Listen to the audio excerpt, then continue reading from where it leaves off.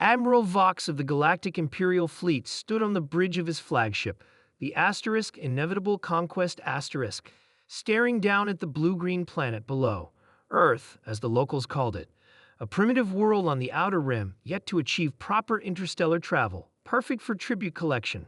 Send the message again, he ordered, his four eyes narrowing as he studied the tactical display. His communications officer, Lieutenant Drell, nodded. Rebroadcasting Imperial Demand Protocol in all Earth languages, sir. The message was simple. The Galactic Empire required resources. Earth would provide them or face obliteration. 10,000 metric tons of rare metals and 100,000 human subjects for labor were to be delivered within one planetary rotation. No negotiation. In the underground bunker beneath Geneva, the United Earth Defense Council sat in stunned silence. The alien transmission had been received simultaneously by every communications device on the planet. General Thomas leaned forward, his weathered face grim. Options. Dr. Rivera, head of the Advanced Sciences Division, cleared her throat. Our conventional weapons would be useless against their technology. She hesitated. There's Project Threshold. The room grew quiet. Project Threshold had been developed in secret for 15 years, a theoretical way to create controlled rifts in spacetime. It had never been tested at full scale. You mean to tell me, President Jackson said slowly, that our best hope is an untested dimensional gateway? Dr. Rivera nodded. We've successfully opened micro-rifts in laboratory conditions. The theory is sound. We can create a targeted rift large enough to remove the threat. Remove it to where exactly? Asked Admiral Wong. That's the thing, Dr. Rivera replied. We don't precisely know.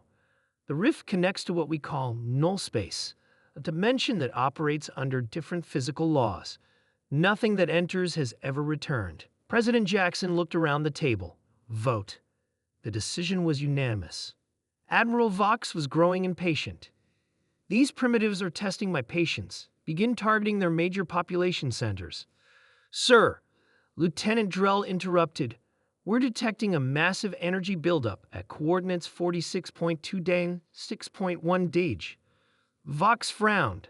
Impossible. Their technology isn't capable of. A blinding flash of light erupted from the planet's surface.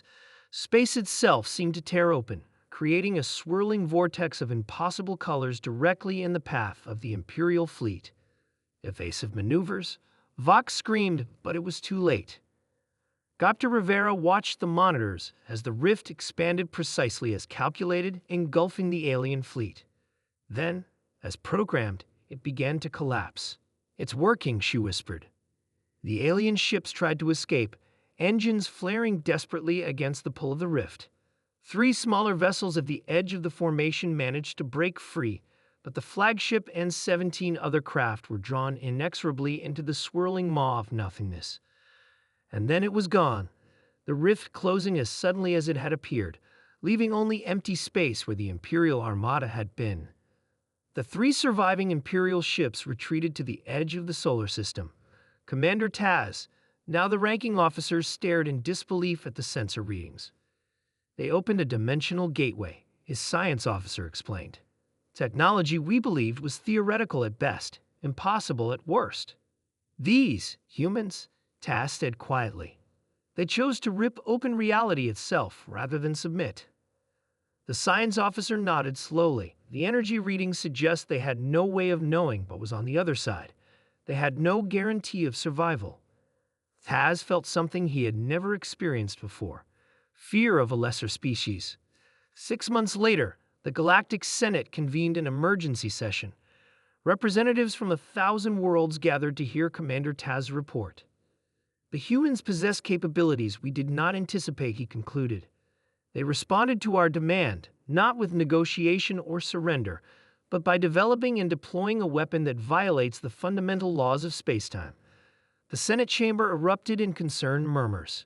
Emperor Vax rose from his throne. Are you suggesting we cannot subjugate this world? Taz stood firm. I am suggesting, Your Eminence, that attempting to do so would be unwise. These humans did not hesitate to tear a hole in reality when threatened. They did not know if they themselves would survive such an action. What else might they be willing to do? On Earth, the United Defense Council reviewed the final report on Project Threshold. The rift had closed completely, with no detectable side effects. The alien ships were gone. And the three that escaped? President Jackson asked. General Thomas smiled slightly. Left our solar system at maximum speed. No sign they're coming back. Dr. Rivera spoke up. We should be prepared, though. They'll tell others about us. Let them, Admiral Wong said.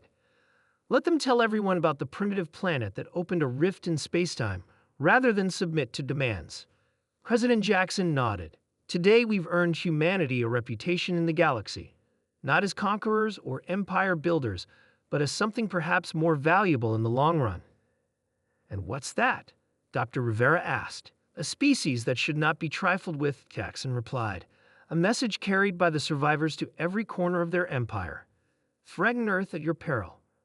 As the council adjourned, General Thomas found himself wondering what the aliens would say about humanity in their reports. Not that we were the most advanced or the strongest, or even the most numerous, but perhaps the most unpredictable, and therefore the most dangerous. The stars no longer seemed quite so distant or cold. Humanity had announced its presence to the galaxy not with a whisper of radio waves or the tentative steps of exploration, but with an act of defiance that bent the very fabric of reality. Somewhere out there, the Galactic Empire was reconsidering its expansion plans, and Earth, stubborn, inventive, audacious Earth, had bought itself time to prepare for whatever came next. The message was clear. We will not be your offering.